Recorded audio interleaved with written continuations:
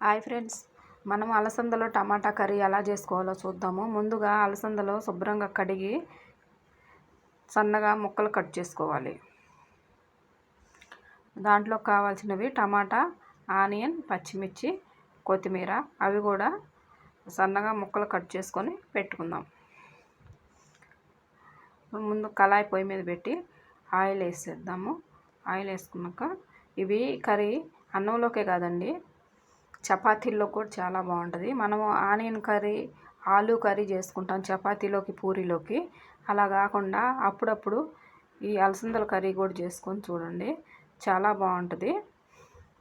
ఇప్పుడు తాలింపు గింజలు వేసినాక కొంచెం సేపు వేగనిద్దాము. వేగినాక ముందు కట్ చేసిన అలసందలు వేసి వేగనివ్వాలి.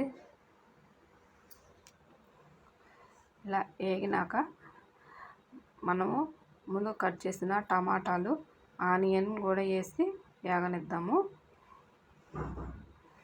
ఇప్పుడు పసుపు, సాల్ట్ వేసాము. కొంచెం అల్లం వెల్లుల్లి పేస్ట్ కూడా వేసి కొంచెం సేపు నూనెలో వేగనిద్దాం. వేగిపోయినాక కాసిన వాటర్ పోసి కొంచెం కారం వేద్దామండి. కారం వేసి కొంచెం కొబ్బరి వేసి ఉడకనివ్వాలి కొంచెం సేపు. ఉడికినాక కొంచెం గరం మసాలా వేసుకుందాము. చాలా వరకు కర్రీ ఉడికిందండి.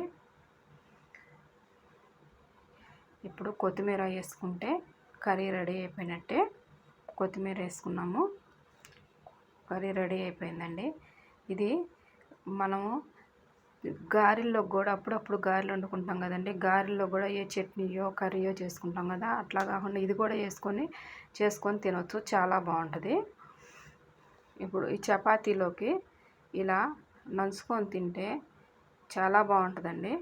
మీరు కూడా ట్రై చేసి చూడండి.